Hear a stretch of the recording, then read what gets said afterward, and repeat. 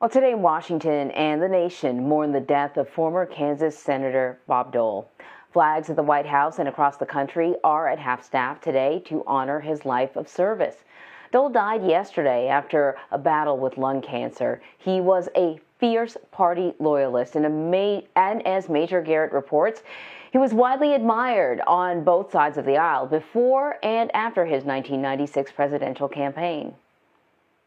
I accept your nomination to lead our party once again to the presidency of the United States.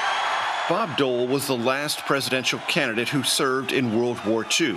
And in the 96 campaign, he said America needed more of the greatest generation's grit and values.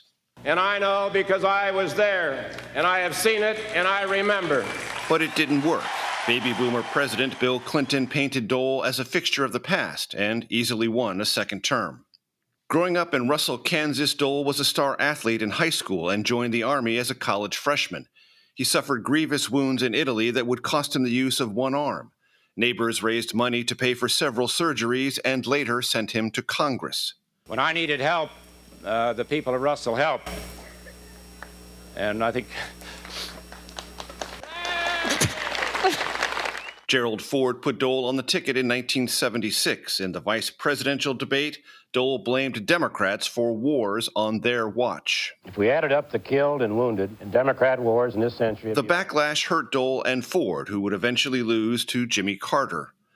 Dole spent 27 years in the Senate, quitting his post as majority leader in an all-out bid to defeat Clinton. My time to leave this office has come, and I will seek the presidency with nothing to fall back on but the judgment of the people, and nowhere to go but the White House or home. With that defeat, Dole became the only person to lose as a presidential and vice presidential nominee.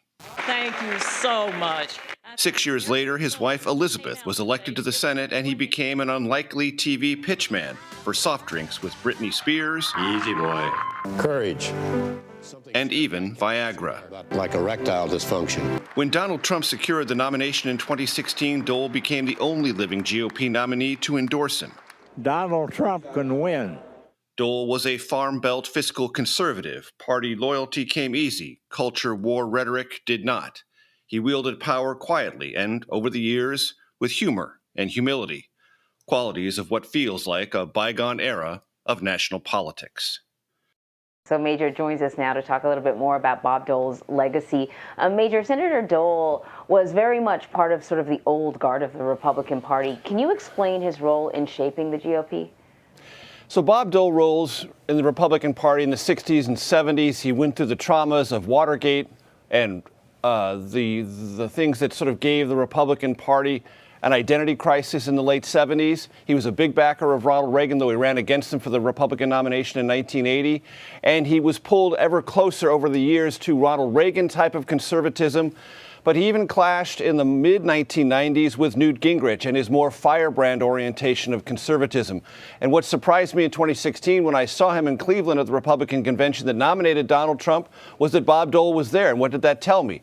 That told me that Bob Dole was first and foremost a Republican, a party loyalist. And he saw what many other Republicans in that establishment wing of the Republican Party didn't see. As he said to me in that little brief clip, Donald Trump can win. And for Bob Dole, that was the most important characteristic that Donald Trump brought to the campaign and eventually the presidency, that he could win and push together and push forward Republican politics and Republican policies. It doesn't mean Bob Dole endorsed everything that Donald Trump did or his orientation, rhetorically or otherwise, to the presidency itself, but he was always someone loyal to the Republican Party and its acquisition of and maintenance of power. And Bob Dole played that game very hard and very intensely in Washington. He's looked back on as sort of a softer, maybe less combative Republican, but he fought pretty aggressively on the Senate floor. I watched it when I first started covering Congress in the early 1990s. So Bob Dole is a transitory figure in the Republican Party. Yes, he was more Eisenhower Republican, more Nixon Republican in the 60s and 70s, more Reagan in the 80s, less Gingrich in the 90s, but full on board, at least outwardly, with Donald Trump in 2016 and going forward. So, you explain why he backed Donald Trump, but you also said in your package there that, he didn't go much for sort of the culture wars. So certainly backing Donald Trump would be an important factor when it comes to being a member of the party as it looks today. Loyalty is very important for the party as it looks today. But would Bob Dole be seen as a Republican if he was in office now, based on his politics? Not really. And that's one of the transformative qualities, if you will, of Donald Trump's influence on the Republican Party.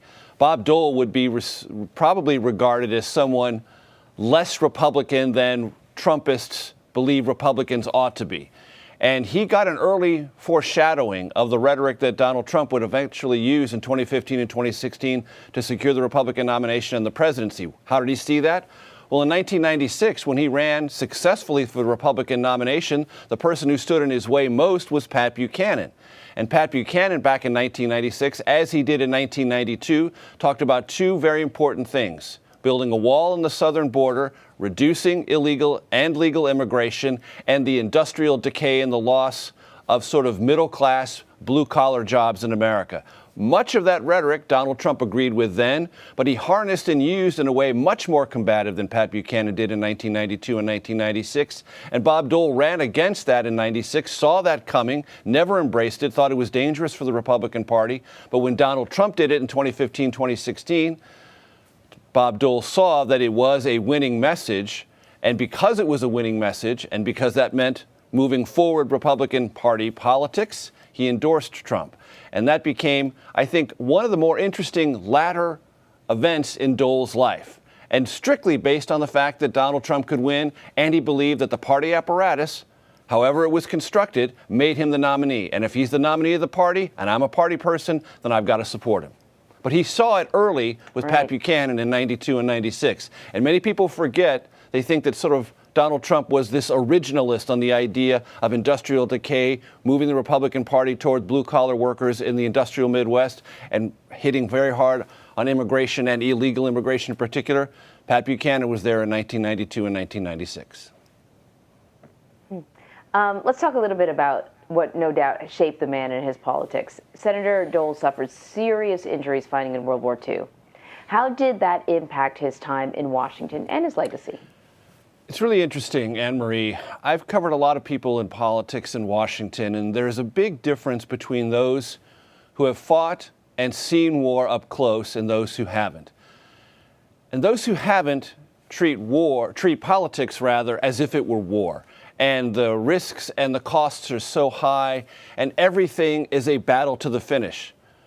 People who have actually been in war, who've been wounded, who have seen the horrors of war, know that politics isn't like it at all. And they have a bit of an emotional and psychological distance from it. And they sort of laugh about how seriously people take politics because they know politics is calmer. Politics is the means by which you debate and resolve issues without going to war. But having faced war themselves and seen it and felt the effects of it, as Bob Dole did and others I've covered from either the Vietnam or the World War II generation, they know that the stakes are nowhere near as high as people in politics who've never served pretend that they are or represent that they are. And that distance, that psychological and emotional distance from the hardcore intensity of politics, acting as if everything is at stake, gives them a better perspective and a bit of humor. Bob Kerrey was always humorous about politics and the stakes involved. Bob Dole was as well. I've never met anyone who's actually served and faced bullets and faced the real-life consequences of battle treat politics as seriously as those who are in politics who've never served and pretend everything is at stake. That is fascinating. You tweeted a photo of yourself with Bob Dole from the early 90s. Do you have any personal stories of your interactions with Bob Dole? You mentioned his humor, and I think that, for me, his humor is one thing that sort of really stands out, and obviously that's what helped to make him a great pitchman eventually. But, personal stories from you. So I started covering Congress in 1990. This picture is probably from 91 or 92. I'm a very wet behind the ears, completely unexperienced amateur covering Congress. And I always remember going in and making the rounds in the morning. And one of the rounds I would make was then to the minority leader's office, Bob Dole. And he would come through and always say the very same thing every morning when anyone was in the office. How we doing? How we doing? How we doing?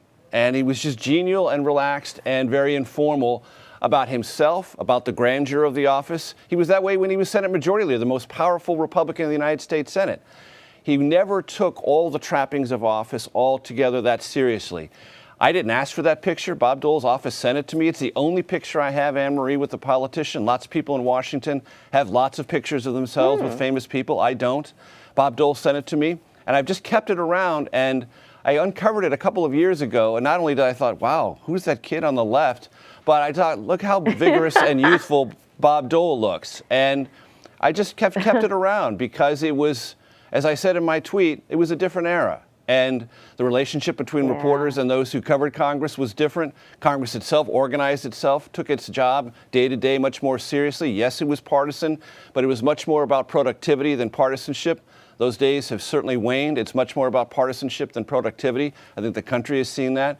And Bob Dole and many of the lawmakers of his generation cared much more about the productivity of Congress, what it actually got done, than its partisan orientation.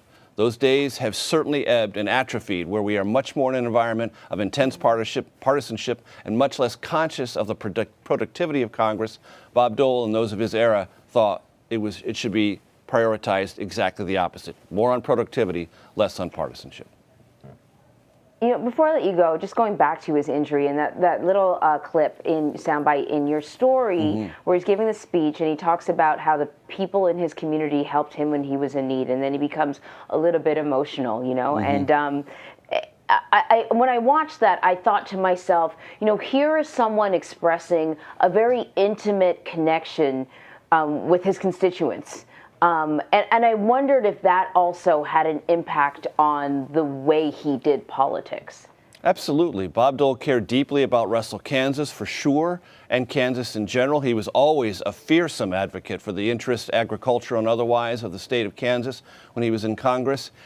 And you saw in that clip something that I think anyone who remembers, either in their family or in their acquaintanceship, the World War II generation, the stoicism that very rarely breaks, but when it does, it breaks kind of like a flood opening. Bob Dole did not ruminate on his wounds from World War II. He did not make it a big part of his political persona. Others did. The profiles about Bob Dole always spoke in rich detail about how difficult it was for him to recover from those injuries and how many different surgeries were required. Experimental drugs were used. The doctors who intervened, not just in Russell, Kansas, but elsewhere, to save his life. He never spoke of that, or rarely spoke of that. But the profiles about him always did. That's very typical of that generation. Not to wear the banner or the sash of hero or heroism. To always say, I'm not the hero. Those who died alongside me, they are the true heroes. Always reflecting that idea of heroism in another direction. And then in rare moments, recognizing all that other people did for him, you saw him break down. Bob Dole was not a heavily emotional person. And I think like a lot of those from that generation, they wore the humor that they brought to whatever they did in public life as a way to shield themselves from the deeper emotions and sometimes grief associated with that combat service and the wounds and the hard road back. So he was very much a product of that generation. And the 96 campaign was for this country a kind of way to look to the future and look at the past. Bob Dole said proudly in 1996, I reach back to that greatest generation, and I will harness all of that spirit and those values and that grit. Bill Clinton said, I've already been elected as the first baby boom president, and I'm going to continue my bridge to the 21st century and not look back. All of our future is ahead of us, and we don't need to rely on those old, somewhat dusty values. Bob Dole said, no. I know what they are real, they are vibrant, and they are part of the American experience. The difference in 96 is he said that with a soft, less aggressive rhetoric than Donald Trump used in 2015 and 2016. And the aggressiveness of that rhetoric from Donald Trump harnessed an audience that Bob Dole tried, but never found particularly rallying to his rhetoric or approach in 96. Major, before I let you go, you may not have any insight into this, but you talked about his humor, and I'm wondering if you know what his reaction was to Dana Carvey on SNL playing him in the way that he did. All I know is that Bob Dole never, ever criticized those who made fun of him in a generous sort of way in the public sphere. He was very much like George Herbert Walker Bush in that regard. Again, that's a product of that generation. They were just glad to be talked about. They were like, whoa, yes, I'm in public life, but now I'm someone who is treated satirically on a very popular comedy show in America. Isn't that great? This is part of the American experience. They never took it personally, and they certainly appreciated those who paid close attention to their mannerisms, their characteristics, and how they did things. And look, Bob Dole will be the first to admit he had a temper. And he had a temper that had a mean streak that sometimes came out harmfully to him politically. He did in 1976 with that talk about Democrat wars. Yikes, people really pulled away from that. Democrat wars, what do you mean? World War II, World War I, Korea? Yikes, people really kind of pulled back from that. And very famously, against George Herbert Walker Bush in a live interview when they were battling for the Republican nomination in 1988, he said to George Herbert Walker Bush, stop lying about my record, in a very aggressive, hard tone before the New Hampshire primary. That also struck people as edgy and intense and maybe not temperamentally suited to the White House. So, yes, Bob Dole had humor. He took people's ribbing very well, but he also had that kind of caustic, quick-to-anger side that when it flashed, kind of pushed people back a little bit. Wow, so fascinating. Major, thank you very much. Sure.